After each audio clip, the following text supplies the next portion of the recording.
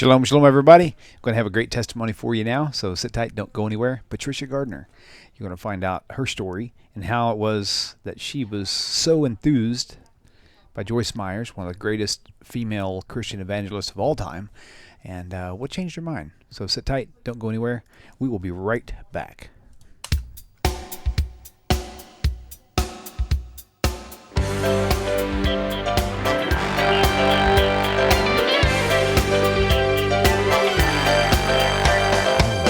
Welcome to Tanakh Talk. I am your host, William Hall, broadcasting live out of Kingsland, Texas, USA, with episode number 34 of Testimonial Tuesdays. Tonight, Patricia Gardiner. You're not going to want to miss this. Y'all sit tight, go grab some coffee, cup of wine, whatever it is that's your pleasure. Patricia, it's so good to have you in the studio finally. It's about time. I know we've juggled dates for a long time. Not literally. I could just picture myself juggling like dates.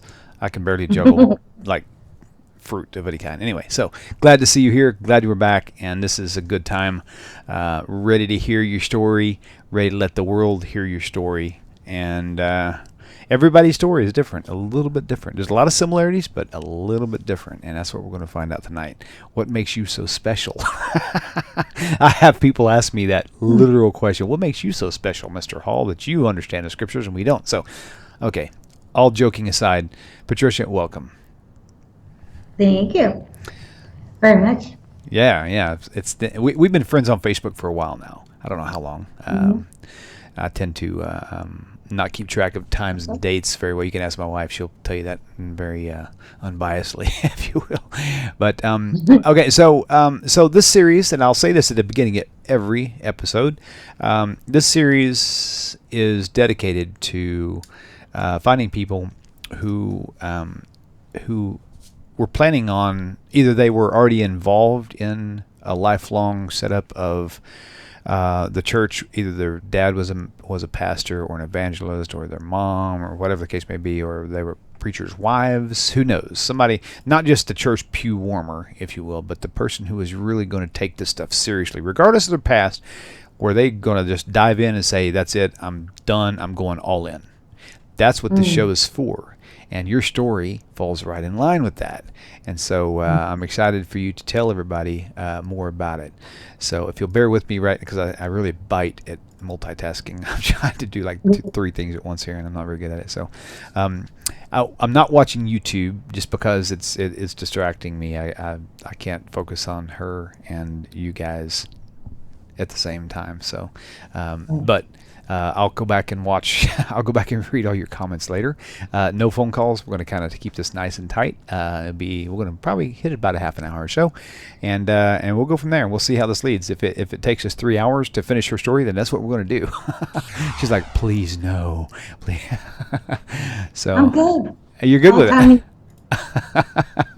Okay, great. All right, so let's get this thing kicked off. All right, so. As my typical fashion, no script. This is going to bounce all over the place. We're going to juggle dates back and forth. It's not going to go into timeline. I'll try to, but that doesn't ever work out that way. So, so basically, what I want you to do right now is just kind of let the viewers know how you became a Christian in the sense of your family influence and how you became involved with the church. Does that make sense? Yeah. Okay. When I was about three and a half, I grew up with my biological family, but my family that I moved in with is somewhere between 2.5 and 3.5. When I moved in there, they were involved in a little church in Florida and I was in a church adoption. So the church who was actually taking care of me and setting me up for adoption found a family. He was a Christian principal of a school, and then did some teaching down there. We moved to Hammond, Indiana, because the court system basically said that my biologicals had 10 years to come back to adopt me, so they kind of ran away from Florida. Took me to Hammond, Indiana, and I was involved in a mega church. Dr. Jack Hiles ran it. Some will know him. Mega church meaning 10,000 plus. Meaning like 10,000 members plus. I mean, these are not small, back with like a Jerry Falwell type thing, right. Or a the one who just died. can't think of his name. Right. It just teaches me. Billy Graham. They were all friends. So, um, mega places. Right. The entire family was pretty much ingrained. My grandfather, I mean, you could never get into like preaching staff, so to speak, because that's pretty much on lockdown unless somebody dies.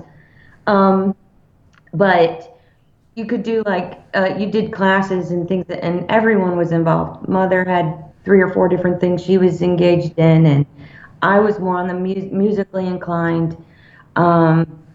And class inclined, but on a learning thing. Right.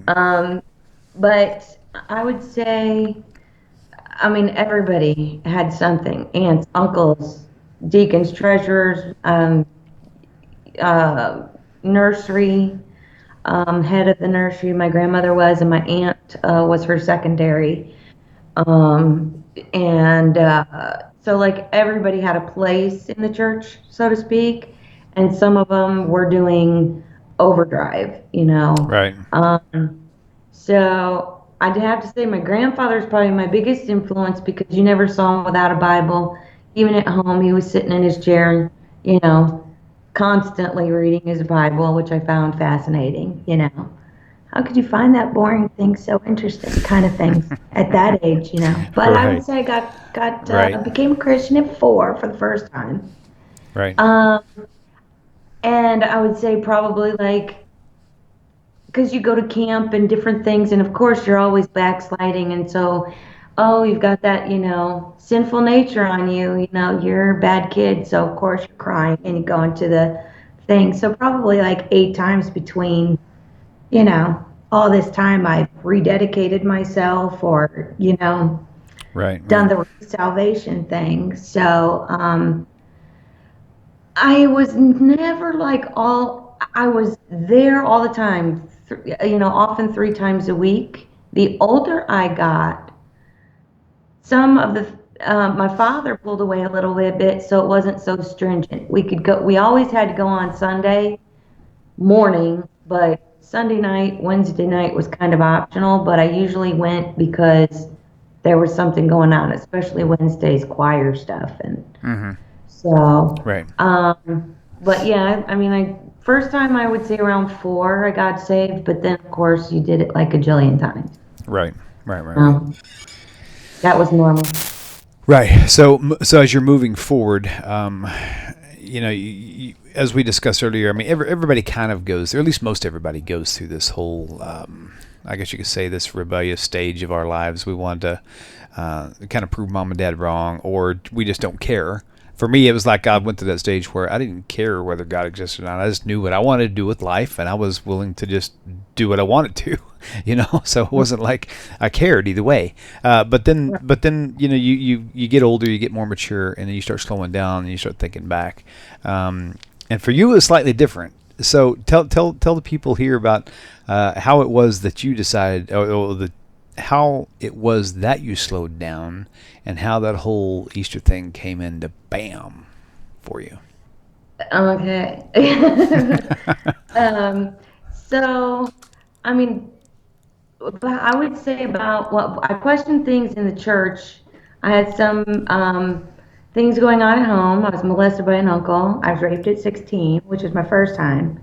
But before this happened, I was sent to just before I was sent to an all-girls school. I think it was in lieu of the fact that the uncle was doing his thing and it was to get me out of the house.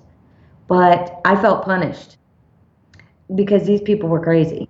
Talk about crazy. If I thought the Independent Fundamental Baptist movement was nuts, I just saw nuts Mm. on steroids.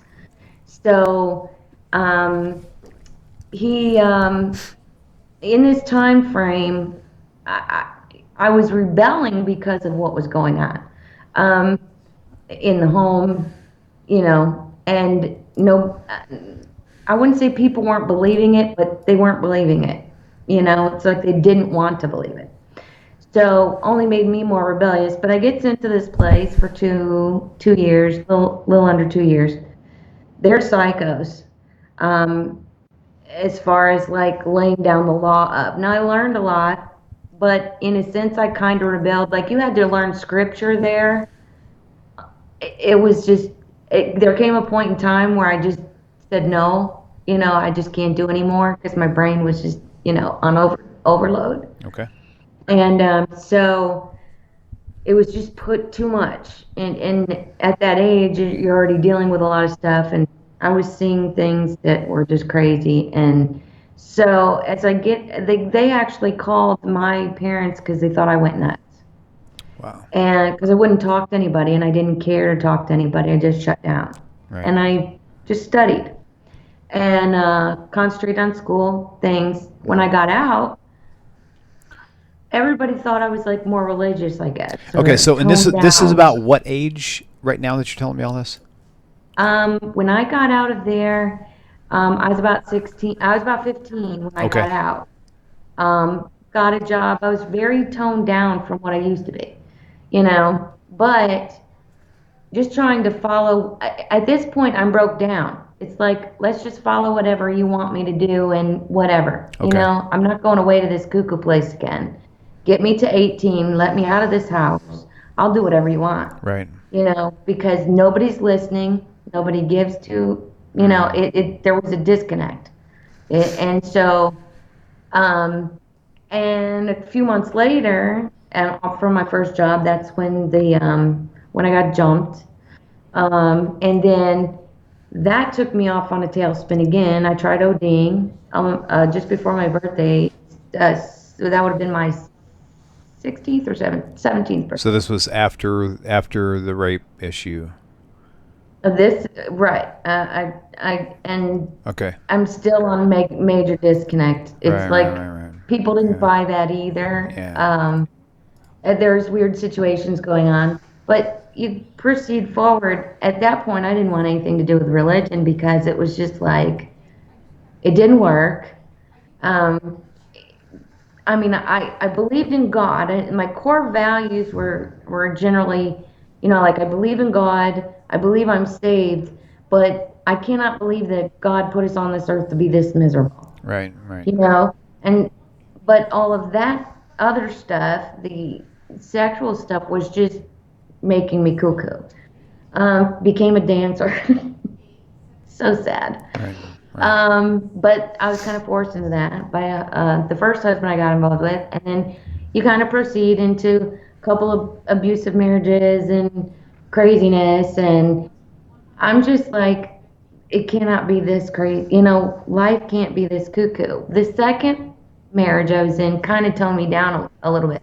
The Okay. mother-in-law was stupendous. Got me going to school, getting my license, doing things that I didn't even think about as a young adult, which was odd.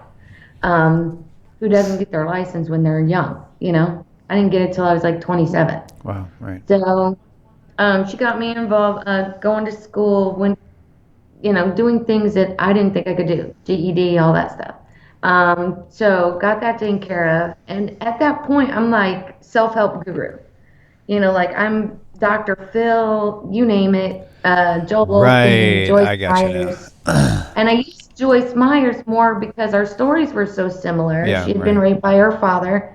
And the sexual things were very prevalent, that we had similarities. I could hear her. And but it was the things that she talked about as far as would change the self-help things. Yeah. Right. Like, she changed my life, can't deny it. I would not be anywhere in the character values I have now without her, Yeah. For those of you who Joel Osteen, she's very, Right. character driven. This is how you fix it. Hey, And I didn't for those people know who how to don't fix it. know who Joyce Meyers is, she was so dynamic even in my life. I mean, she had this series called Wilderness Mentality, and all these series that just would hit the home of everybody, And the thing is, her ministry was set up very much, in line with the idea of Scripture. She was only teaching women. Men would just happen to flock to her because her teachings were that good. I was one of them, Right. and Hmm. I bought a lot of the stuff she had. My wife has actually bought her workbooks, along with some of the other people out there. And so Joyce Meyer is one of the biggest. She would be like a Falwell or a what's the other guy, the most recent one that Billy died? Graham. Yeah, Billy Graham. I mean, she's like Yeah. She's way very up there in way up the, there I on the guess I would ladder. call her more, I don't know if she's non-denominational or more like Pentecostal. Kind of a blend Probably of more both. Pentecostal. Kind of a blend of both. I mean, see, here's the thing. I've heard that a lot of non-denominationals are very neutral and very quiet, but I came from a mega church also, and they were considered to be non-denominational, but they were very Pentecostal in the way that they prayed, and I mean, they were speaking in tongues and Right. dancing and doing all the stuff that you would think about in a Pentecostal Right. church, right? And so But I think they kind of go hand in hand. Just yeah, an opinion, just my own opinion from experience. yes. So, I would yeah. say more Pentecostal, Right, definitely. right. Okay, so let me think of 1 second. So for you now that you've had all this hardship, you're still young. You're 16, 17 years old. You just had your 17th birthday. Time is slowly moving forward, and now you're. Is it when you were still a teenager? Is that when you began to really pursue this whole self-help thing and this Joyce Myers path, Mm-mm. or was it later when you were That like was my, 30? that was in my, I mean, the self-help stuff, I did a lot of like the Dr. Phil and the, um, I would say more of the guru type stuff, like Right. a Deepak Chopra or a Wayne Dwyer. I Right. think is his name.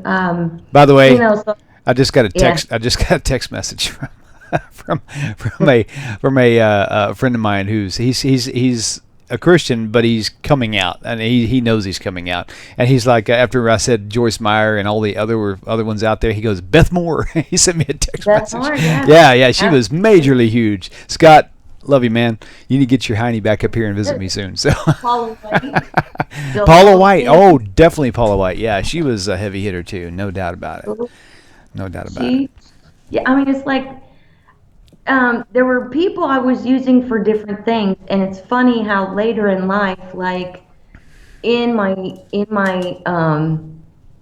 late 30s, there was I got in a jam and literally spent like 2 weeks under a bridge in Georgia, and Wow. I had reached out because um, oh God, Creflo Dollar. I called his church, Wow, and his really? his church's response to "Can you help?" was, "We don't have a program built for that. You're a mega church. Wow. How do you not?" My, And if my. that's the case, then you're taking money for. I stopped watching him after that. I mean, I was done with Creflo Dollar at that point. But I did enjoy things that he would say. And then, yeah, I mean, yeah, some of these places, they cracked me up, you know? It's Mm. like, but I did listen for the longest time to a lot of those that were on the TBN channel, I believe it's called, Trinity Broadcasting. Yes, exactly. Right. So a lot of those I was doing at home in my 30s, I would say probably early 30s. Um, I would pick up books. A lot of things I did out of books, like Men Are from Mars, Women Are from Oh, yeah, Venus, yeah. I remember that book. whatever you could Right. pick up that you were, it hit you at the time. I found Joyce on a fluke after, here we go into the Passion. Um, kind of The reminded movie, The me, Passion, right? You talking about the this movie, is The the Passion of the movie, Christ came out, right? The Passion of Christ. Gotcha. Ugh. Gotcha. So somebody invited me, and I was like, "Oh, good grief. Okay, fine. You want to go see it? I'll be you know, Right. your wingman, so to speak." Right. Right. So, Right. um, went to see the movie. I was like, I came home mad, and I remember saying to the ceiling, pretty much looking up in the sky for who's ever up there, and basically stating, because I've been gone for a while, I'd go in, pop in when I wanted, but not in a church per se. So I go looking at the ceiling and I'm like, what do you want from me? Can we get this over with so I can be done with this whole religious thing? Obviously you are saying something, but let's get this over with. I'm angry. So I hear an audible thing. Never have heard it before. Don't know if it came from me. Don't know if it came from out here. Sure. But I heard audible, go to church on Easter Sunday. So of course my response is, "Are you kidding me?" And I probably had expletives, but it's like we just did the death burial in this Passion movie, and now you want me Easter Sunday to what? We got to do the resurrection. All right. I was Right. like, this is just too much. Right. Okay. So I'm like, okay, fine, whatever. If that's what gets me done with you, yay. So I go to church, find a friend of mine who's go to this church. It's an Assemblies of God church. And I had never quite heard preaching done that way. Kind of a Joyce Meyer feel, but a little different. But it was more like, we want you to have a connection with God, and everything else will fall away as you you invest in your relationship with God. So went ahead and That is a really great pickup line, and I say that in with very sincere respect. My grandmother told me that one time when I was very young. She said, "You know what? Because I dipped Copenhagen and I would party and all this. I was drinking beer to party because I like that sort of thing back then, and still a little bit now, but I didn't say that anyway." And she told me, she goes, well, William, she goes, you don't have to be perfect to go to church. She goes, you just got to go to church and just accept Jesus. He'll take you exactly the way you are. And I'm like, but that doesn't make sense to me. She said, well, the reason why is because when you do start going to church, like you just said, Patricia, all the things that you think you like now will begin to fall off because you're in a different environment now. So that's why he will take you as you are, because those things, if you stay focused, then you'll eventually snap into line. And so, and there is truth to that, but not just spiritually. There's truth to that in any scenario you paint in. With work, you can paint that situation with your relationships with your children, right? So just because it's true doesn't mean that that's God's message. However, It was effective. Right. And I'm very stubborn and hard-headed, so it takes a lot to get my attention, but there was just something, there were like things that he would say from the pulpit that just was like, I've never heard this before. This is unique, interesting, and it's, like tugging at the heartstrings or something. So I would sneak in and try to stay away from the couple friends that were going there, and I'd hide in the back and come in after work. And then I started, I was doing more so on the television, TBN stuff still, and still popping in here. And I said, okay, there was questions I had. I set up an appointment to grill this guy.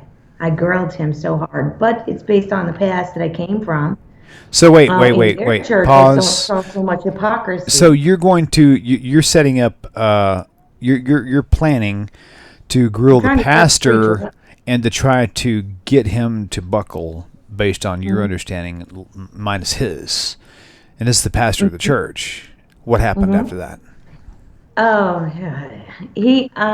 I went through all kinds of stuff, but a lot of things I wanted to know, like, what do you think of alcohol? And that goes back to the story where I've gone to the mega pastor that I was under and called him out and said, I'd have more respect for you if you wouldn't lie to me from the pulpit.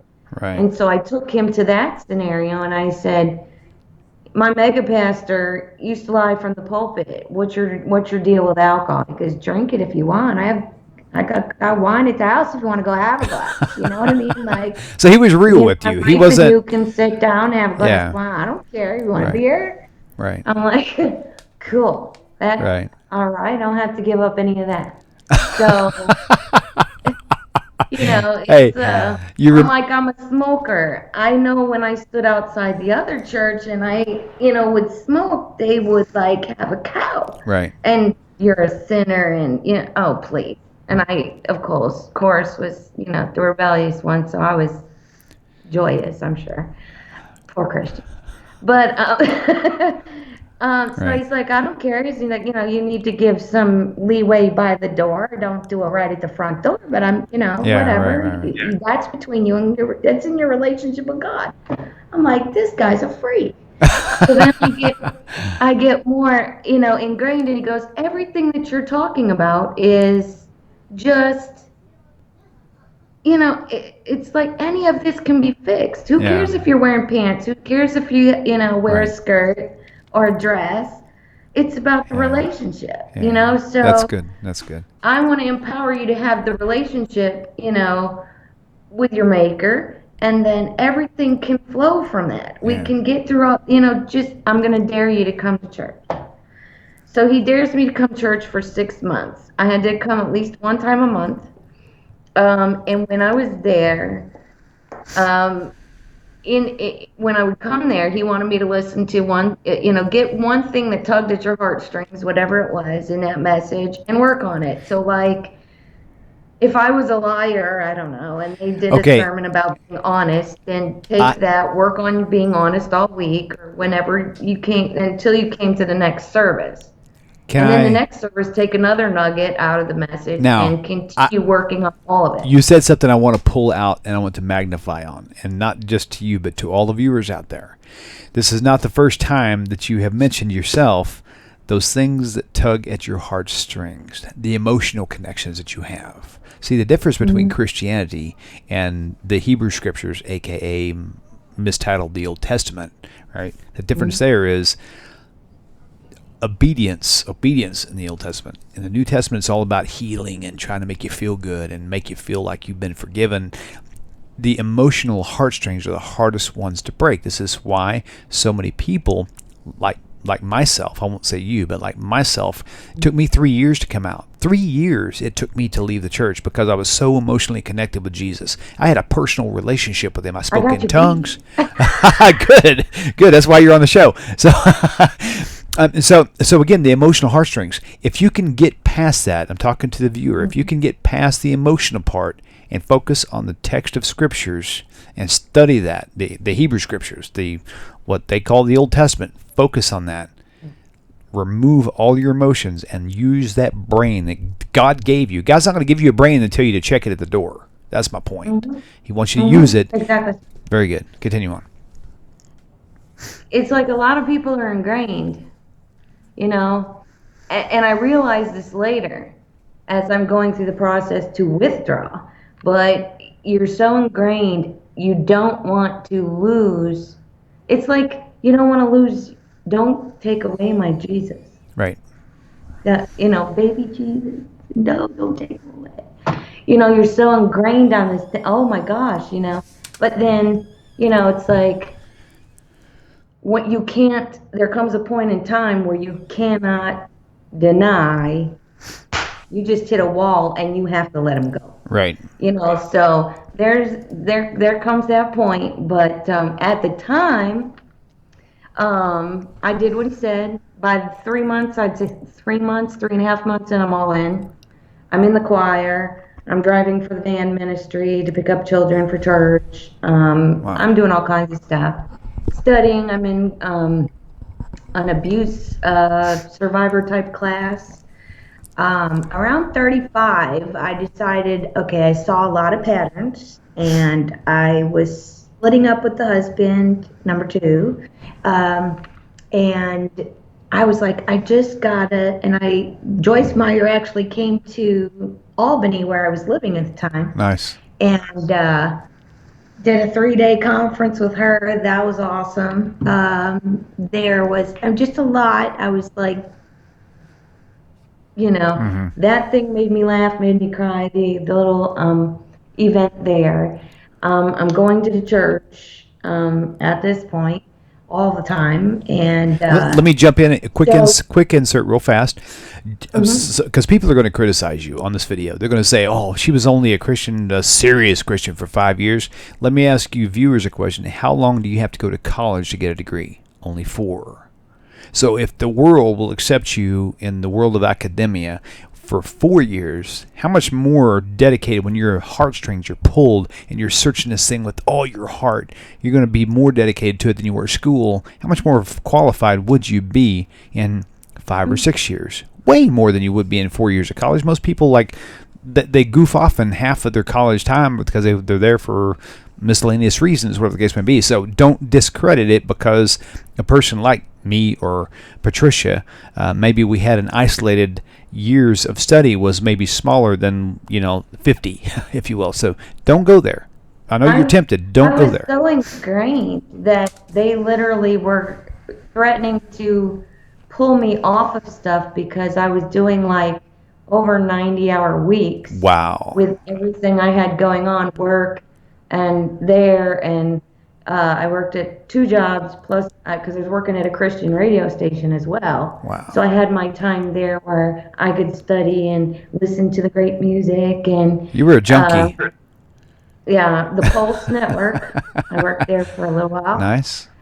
And boards girl, so definitely got to do a lot of that stuff. But so they were pulling me off of stuff that, like, we're gonna make you quit choir, or we're gonna make you quit driving for the vans, or we're gonna take something away unless you remove something else. Which I eventually let go of the radio gig, which I kind of regret. But at the time, a little later, I regretted, but I thought it would have been better than. I was also a taxi driver, so there were 60 hours right there, minimal. So craziness, just crazy lifestyle. But I'm always in the book, always studying, and different messages appeal to me. Hypocritical type things, like I was starting to piece together because Joyce would say things to the extent of, we need to be teaching each other. And I started off having a little group. So I'm like, I wonder if I could get enough little message type things together, form a little group, get my little groove on to become, because you have to start about a platform. You just got to start somewhere, right. And so if I can start a little group in the church, then I can move on to probably speaking in the church because they would allow women. Right. There was a singer who came. They had a little, oh God, what was her name? I will think of this. But she actually came, kind of was very similar in her story, and with Joyce and myself. And so she's just making me cry and making me even more because I'm musically connected, voice-wise, and then to ministry things. And then I'm also, teaching stuff. So I'm just basically at home trying to put messages together, figure out if I can go to the powers that be in the church. We're all very close. I still talk to some of them. That's cool. And, get a class started and then progress the ministry from there, hopefully teach or whatever. Well, in the midst of doing all this change and wonderful, great stuff, I met my husband now. Okay. And very instrumental in at least he would throw out little nuggets. Like, okay, pause, because you're insinuating things now. So when you met your husband, you married him, but are you telling me that he wasn't really a Christian or fully Christian at least? I didn't find this out for a while. Okay, but the point is, this is good. When you said nuggets, I'm thinking, okay, this is something that has to do with contradictory to what you're doing. So exactly. Okay, so pause for a second.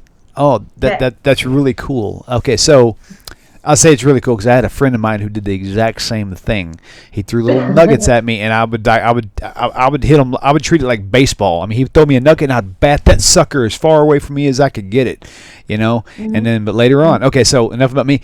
So your husband, I have to ask you this ahead of time.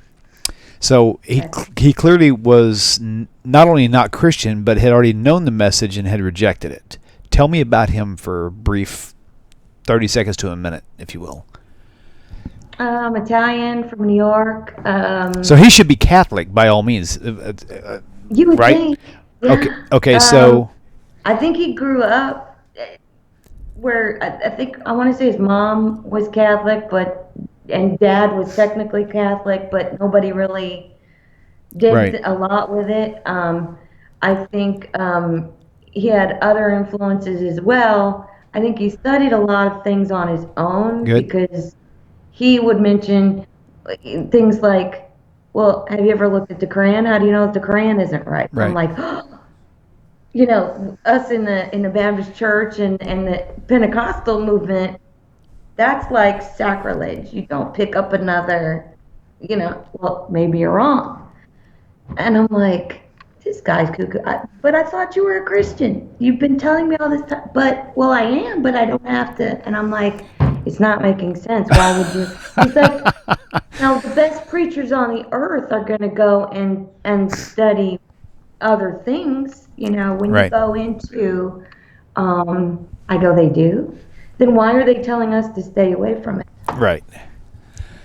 That's crazy. And it didn't make sense there because I'm digging to go that direction. Um, I was heavy into Second Timothy. I think it's Second Timothy 2 or 3 where they're talking about. I got stuck there on some of the things that he would say. Like when you're going to do a religious thing, you've got to know what you're talking about, and you want to know that your message and because you're responsible. And it tells you right in the box. So I was freaking out. Okay, oh, you really? I have to, okay, let me see what the Bible requirements are for me to be a teacher, preacher, whatever it is. So I was very heavy into that for a while and what my responsibility was. Your memory's Um, good. 2 Timothy 2 is what it looks uh, like. Yeah. Yep.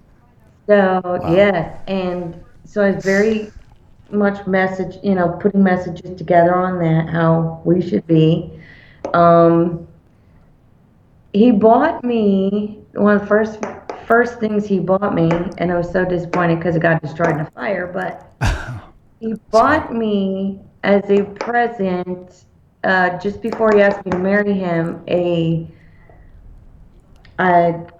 it's like the Hebrew Bible, I guess you would call it. Yeah. The I don't know what it is. Tanakh. It's one side is Yeah. It would Hebrew and be. the other side Yeah, is probably a English. Chumash or a Tanakh, one of the two. So okay, that's good. Okay, so you, first of all, you said he's Italian. I assumed Christian or Catholic, but then you said he's from New York. Well, so New York has got one of the highest populated areas of Jews in our outside of Israel. So it's like, okay, Mhm. so is he Catholic? Is he like a secret Jew? What's his? But now you tell me he bought you a chumash or something like that, just for grins. For people out there, in fact, you know what? This is going to be a special night. You know why? Because I haven't done this in a long, long time, and thanks to you, and you guys can thank Patricia for this. Hang on, let's see how far my headphones reach. Give me 1 second. I am going to pull off the shelf a chumash. And I'm going to show the people who don't know what it is, and I'm going to give you guys an opportunity to get one of these for free, okay? Because I've given away probably 300 of these. I will tell you the story about that later. I didn't pay a penny for any of them. Well, actually, that's not true. I paid like $50. But if you can see how I'm going to put this on screen right there, I'm going to Mhm. hold it steady right there if I can. Okay, so this is the first 5 books of first 5 books of the Bible with Hebrew. Oh, this side here. Okay, let me see if I'm doing this right. Yeah. Okay, so sometimes the camera presents things backwards. So the Hebrew text here, and right next to it over here is the English text. Now below it would be the commentary. Okay. Mhm. So if you don't have one of these, more importantly, if you can't afford one of these things are about 35 used and about 65 new.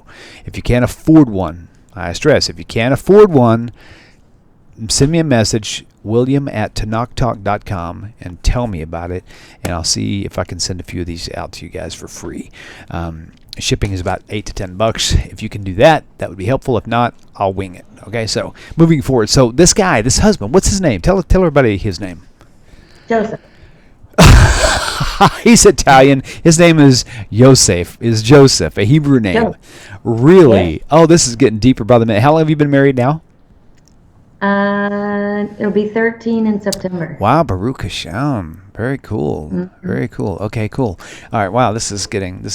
I told you 30 minutes, but I don't think that's going to happen. It's 39 now. We'll probably hit an hour before we're done.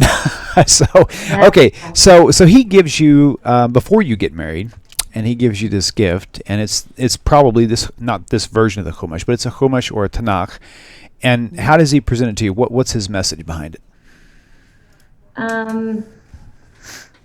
He didn't say a lot. It was just like I got it, and at first I'm thinking it's a Bible, and I was like, "Oh, this is so pretty, brown leather, very beautiful."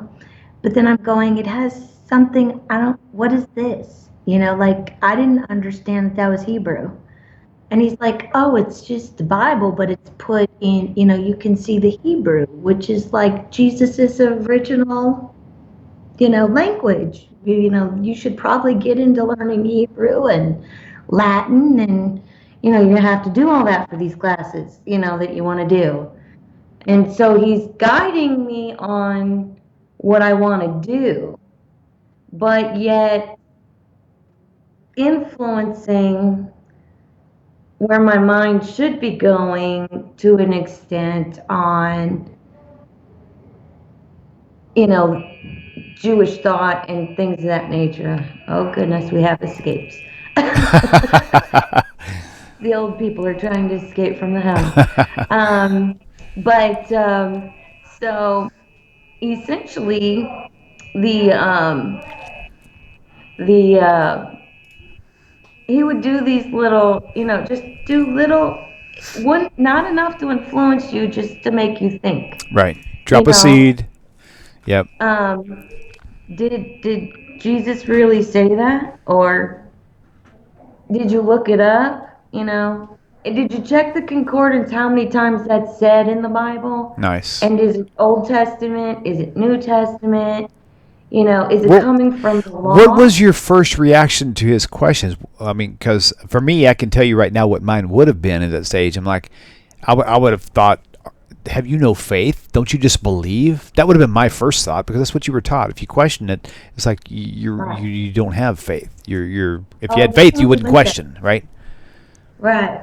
I mean, I had those conversations, like, you're confusing me he goes, "No, I just have a lot of friends. I have a lot of Jewish friends, and I can sit down with a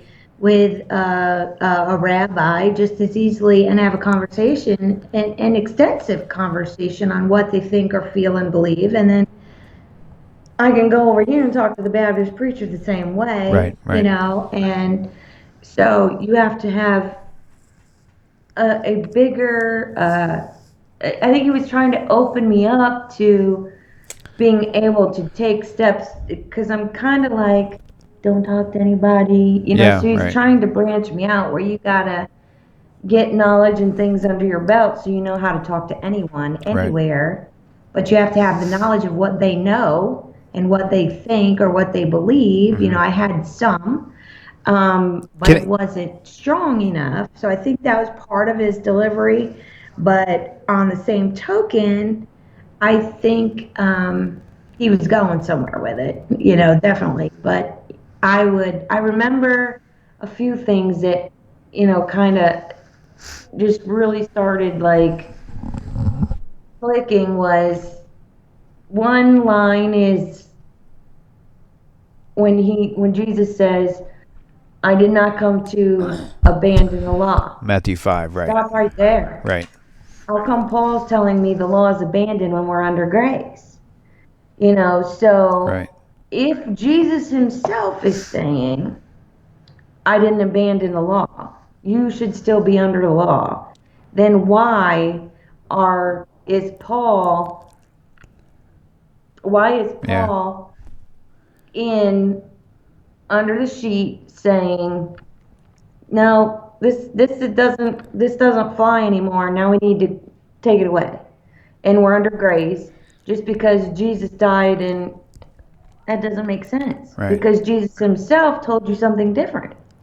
So how are you contradicting what Jesus himself said, if you're following him and, believing in the things he said, why are you changing it? Okay, quick insert. This is important because I know there's going to be skeptical viewers out there who are going to hear this and say, well, here's the reason why I can't believe they don't know this. Well, I'll tell you why. Because Paul went to the Jews first, and he was rejected. And that's why he went to the Gentiles. Okay, so with reading the New Testament, people have to understand which audience he's talking to, and keeping in mind that just like any preacher, and I've witnessed this with Joyce Meyers as well, as far as Beth Moore and all the Rod Parsley, one of my favorite preachers of all times. Taped by him. Dude, Rod Parsley, man, he was like the Elvis Presley of evangelism. I mean, he was. Okay, I don't want any hate mail, but he was hot and sexy, and he had all the right words, and he could move you in ways you would never imagine, just like Elvis Presley could. Okay, so the point being, at the end of the day, it all turned out to be a little bit of a slip up. So, man, I got so distracted, I forgot what we were talking about. Isn't that weird? So I lost it. What was it? Under the law. Oh yeah. Okay, so Paul, he had different. First of all, he had several things we have to keep in mind.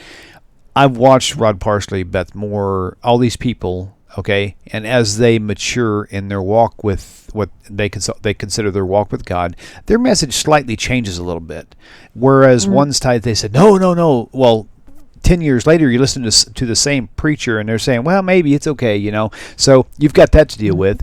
On top of that, you've got who was the audience, right? Remember, Paul did say, I become all things to all men, so that by whatever, that at least one or a few might be saved. So keeping that in mind, his message is, you don't know what he's going to say. That's why they said that Paul's teachings are very hard to comprehend. They didn't know all the stuff that we know. Right, so even as a Christian, if Paul went to the Jews and the Jews rejected Paul, right, and a Christian becomes aware of that, why would you want? Jesus was a Jew. If a Jew rabbi rejected Paul, Jesus would have rejected Paul too. Why are you following Paul? Oh my gosh. Wow, that's a heavy statement. I have never heard that even thought of before in my brain. So if the Jews rejected Paul, the Jewish rabbis rejected Paul, Jesus was a Jew, and he was a Jewish teacher, which you could call a rabbi if you wanted to, then he would have rejected Paul also. Wow, that is heavy. That's deep. And that's like... Wow, that's beyond crazy. They protected Paul too. Well done. That was nice. That's a shame. Wow. That was good. But that was good. It's like I know one of the young ladies, one of the newer ones. Laura, did it. Or one of the newest, like the latest ones. Shirts. Huh? That she loves her. She usually wears a striped shirt I'm a friend of her on Facebook, but she wrote something on her page, and her little tidbits and my tidbits were very similar. She's pretty new too. Yeah. I'm trying to see if I can even figure out who it is. I know it's new, but it was. Oh yeah, Larissa Smith. Yeah. Larissa. Yeah. Hey Larissa, I hope you're watching this. Yeah. And she had posted one that I was like, oh my gosh, that is so funny, because I was just thinking, and I can't remember what the tidbit is now, and I'm looking her up, see if I can pull it off her page. But she had another little tidbit that I saw that she had noticed, and I was like, oh wow, I remember that one too. Like, it was too funny, but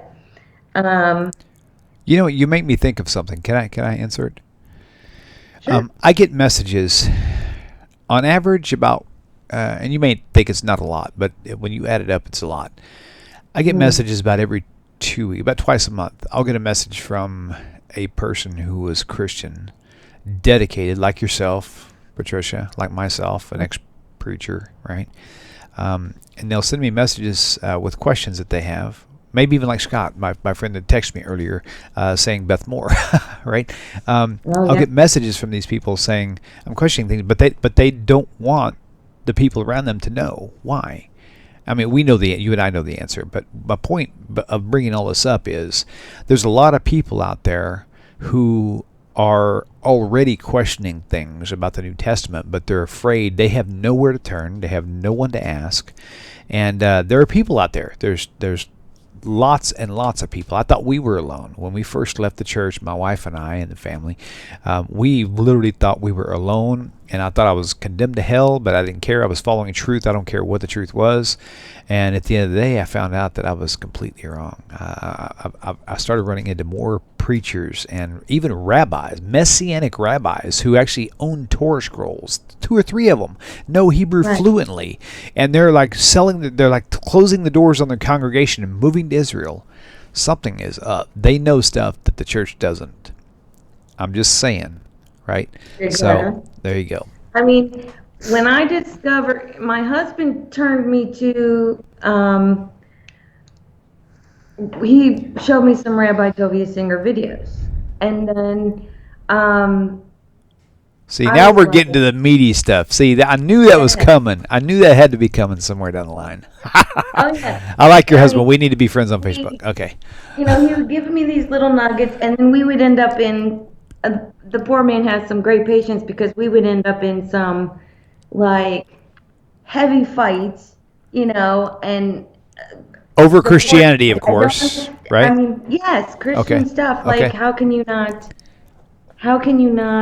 you know, I don't understand where you're coming from. Why are you trying to take Jesus out of it, you know? Right. And a lot of this struggle, I think, was taking away, you're losing Jesus here, you know, and you're so emotionally ingrained, and you're emotionally attached. So you don't want to, everything you're familiar with, I mean, since childhood, you're going to lose it. And what are you going to? You're like in total, so what does this mean? You know, if I did me become a Jew, are you kidding? I mean, I can't see myself wearing the headpiece, and, you know, I'm thinking Muslim probably in my brain patterns, like, oh my gosh, you know, the whole thing changes. Can I get to that point? I don't know, you know. So to me, it was like, I didn't know anything of Jewish culture much at all, you know, so I vaguely, you know, but it's, so I'm like, it was very awkward. So, we'd end up having like, he was like, here, listen to somebody else's opinion. So he'd do like Rabbi Tovia Singer, or, we came across your site because there was a testimony that you did with the Bushes. Oh yeah, Jim and Leora. And so I got their site on Facebook, linked into that. Go ahead and plug them. Well, since we're here, we're talking about, might as well plug their group. Yes. Well, I think it's Leaving Jesus, Following the Teachings of the Torah, or something like that. Look for Jim Bush and Leora Duggar Bush on Facebook. You'll find the group. They're just a pair of great souls. Great souls. Yeah, reaching a lot of people. So. Mm-hmm. And so I came across where you were. I think you put that on because we came across you on the Rabbi Tovia links. We came across your page, so I connected with your stuff, and then I connected with the Duggar group Duggar Bushes through that, and have talked with like Sophia. I don't know how to pronounce her last name. Sagat. Sagway or something like that. Sagway. Yeah. She's brilliant. You know what? About 2 years ago, I tried to reach out to see if she could come on and do a testimony with me, but I think she's a little pious. That's a good thing. By the way, if you don't know what that means, that's a positive compliment. So one of these days, I'm going to get you Sophie. She's amazing. Yeah, she's brilliant. I'm telling you, man. Dawn, She's got, there's a website. What is her website? Do you remember? She's got a website where she has got tons, and I mean tons of teachings and references that you guys really, my gosh. In fact, if you'll bear with me one second, I'll tell you exactly how her name is spelled. Sophie. Okay, Saguy. SophieeSaguy. She's gonna hate me for pushing her name out like that, but hey, Sophie, we love you. her. We love you, man, and you're brilliant. So if you get like a lot of friend requests thanks to this video, it wasn't me. It was Patricia. I will take it. But she is. I mean, I don't talk a lot in there, but I read a lot of what everybody is saying. So I see her stuff, and I'm like, oh, amazing, wealth of information, but clear and concise. And there's a few others that I, connected with, a girl named Dawn. But at any rate, there's a few, like I've always had problems being able to connect with people and then keep them because I'm so like open. Right. Like I can have any conversation, nothing is off limits, and people are like put off by that, but a lot of it has to come with background for me. Like we hid all this other stuff. So if I can have a sexual conversation, then it's on the table and it's not in the closet. Right. So for me, I come off awkward and maybe like over, but it's not, it's just, I have to have it on the table in front of me. I'm not going to make a big old, Yeah. There's boundaries. I'm a married woman. There's boundaries. You're going to, if you're playing me, that's different, but if you're conversating about something, it doesn't matter. But if you're trying to make a play, there's something different. So, it's in context, I guess, but a lot of people would probably be put off on me because I choose to do that. So I've found it hard to make connections because as soon as they want to friend you on Facebook and they see your Facebook page and it has all this crazy stuff, music from here and that, and they're like, where's this kid's brain? Probably, but have no fear. It's just, I'm kind of like an open book. Right. So I'm a little bit over the top. But, I'm looking for those connections to take me deeper. I follow like the Noahide path now. That's where we're at too. Right. So it's like, to me, converting right now does not seem like it's a place that I can go, at least in the time. I say it like this.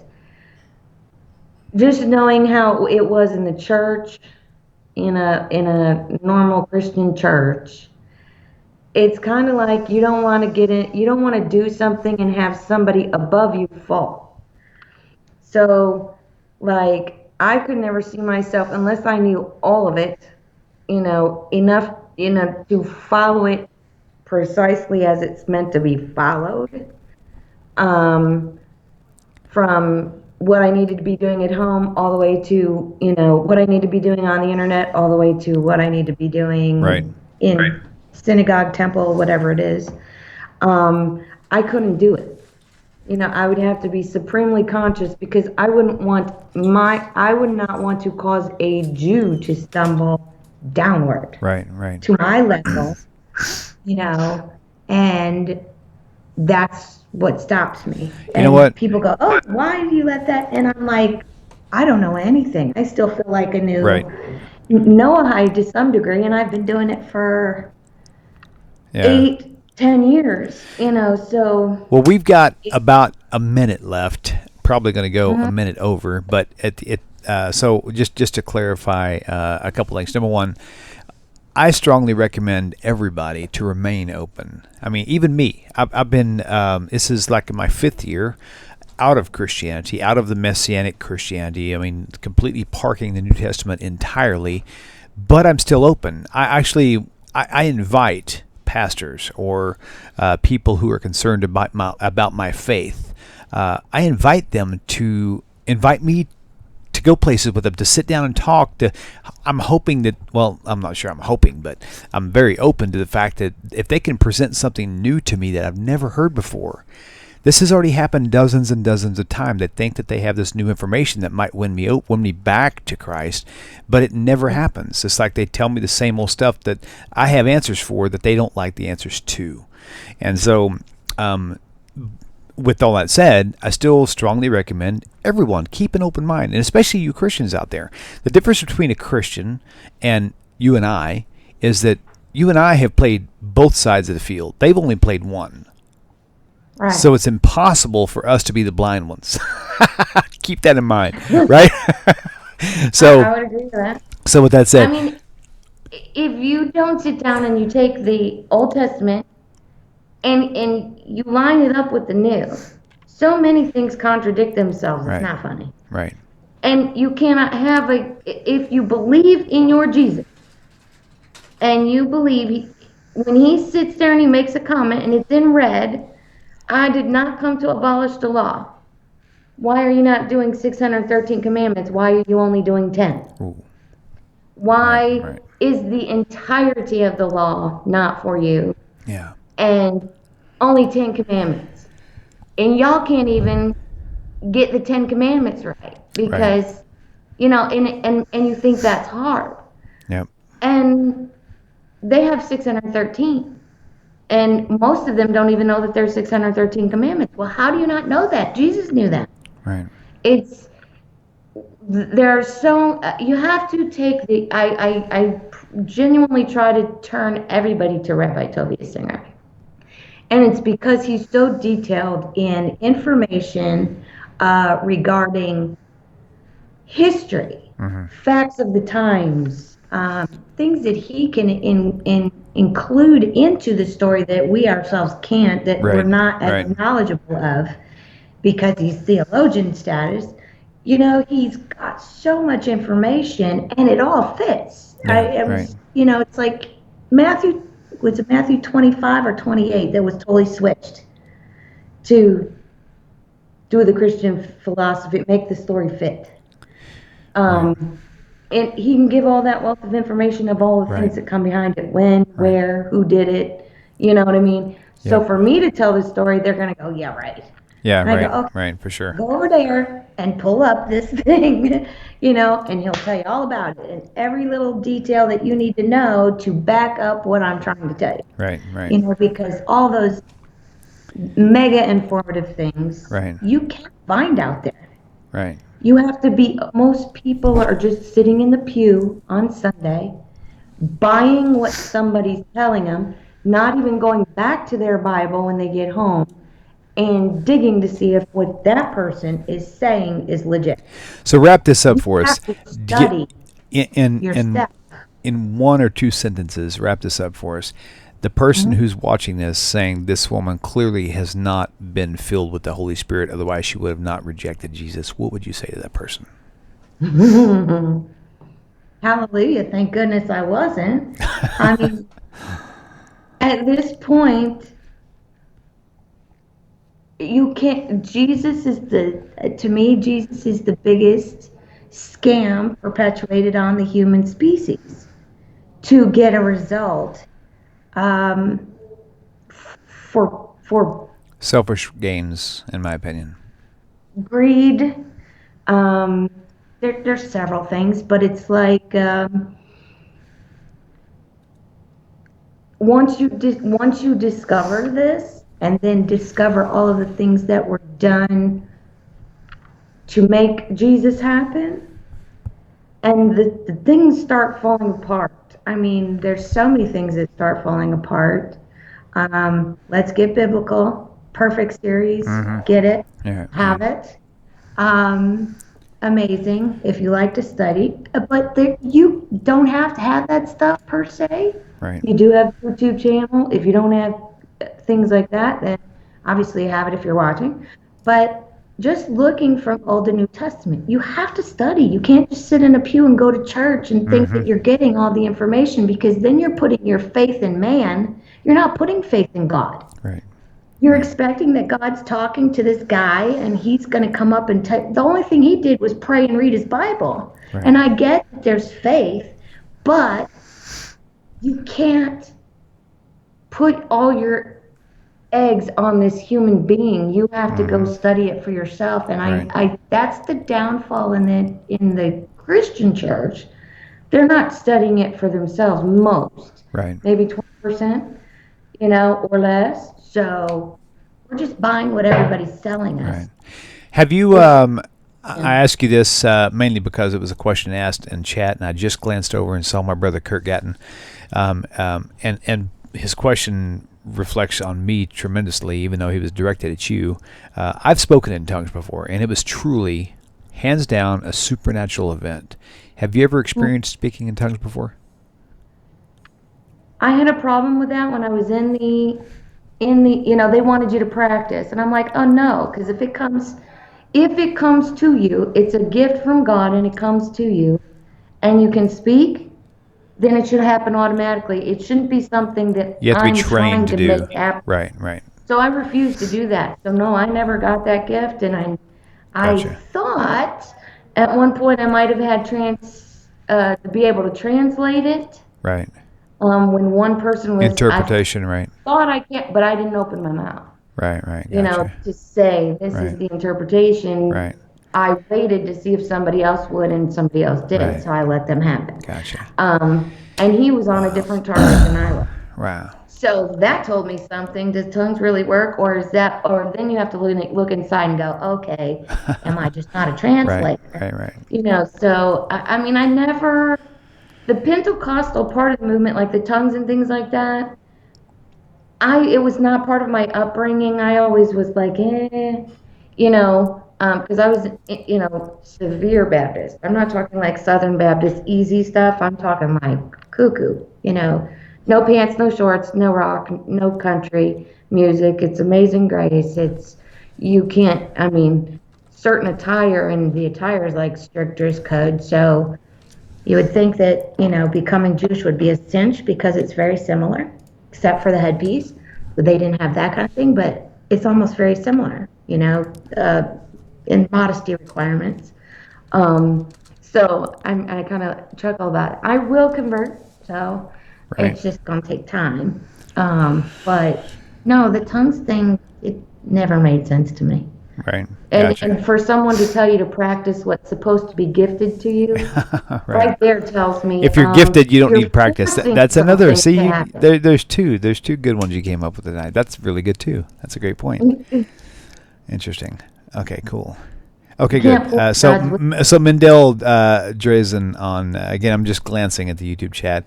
We were supposed to stop okay. This is the longest testimonial night we've had so far. It's an hour and 7 minutes, but apparently it's not over yet. So okay. How are you doing on time, Patricia?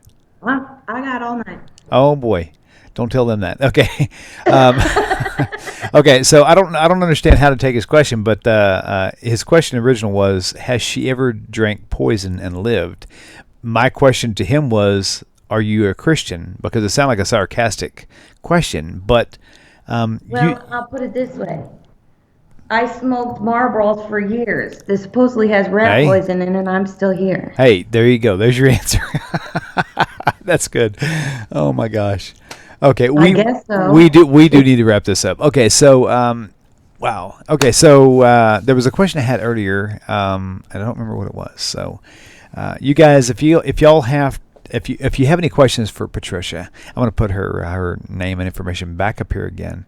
If you have any questions for her, definitely send her an email, and you can ask her anything you want. If she doesn't respond, it's probably because your question wasn't either appealing or it was untactful.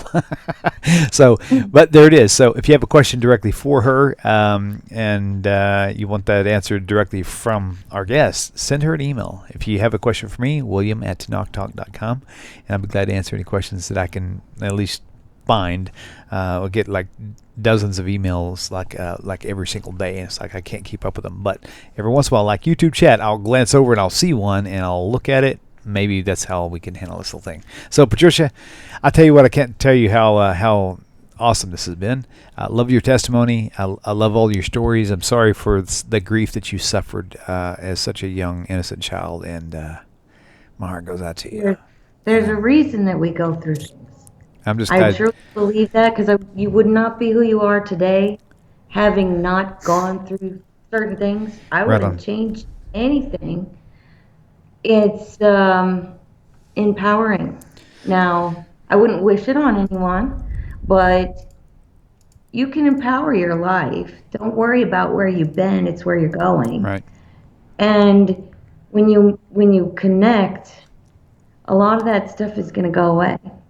I mean, I'm grateful that I did get into the little Pentecostal stint that I did, to the extent of I was able to cure all this.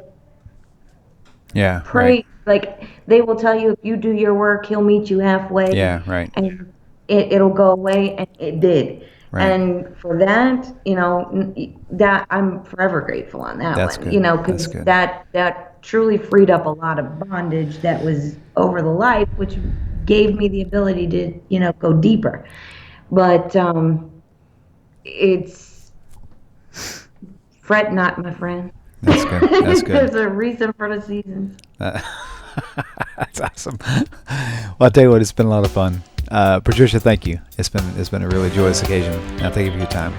So, all you viewers out there, thank you for tuning in, and hang tight, because we got a lot of testimonies. This is episode 30 something, and we've got at least 50 or so more already lined up.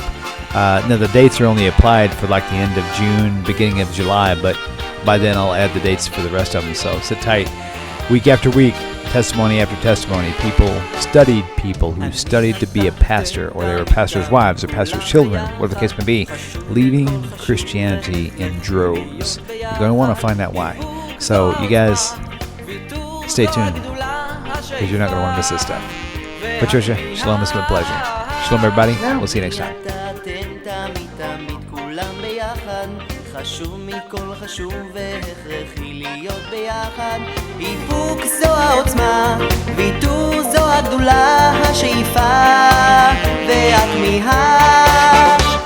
חושבים דוברים לובשים בכל האופנים, זה טבעם של אנשים שונים. נזכור בסוף כולנו שותפים, חשוב תמיד להיות אנושיים. לובשים בכל האופנים, זה טבעם של אנשים שונים. נזכור בסוף כולנו שותפים, חשוב תמיד להיות אנושיים. אני אתה אתם תמיד כולם ביחד, חשוב מכל חשוב והכרחי להיות ביחד.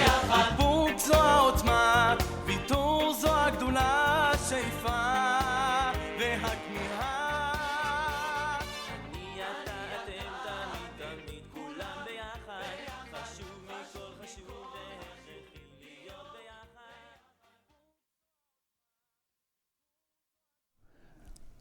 All right.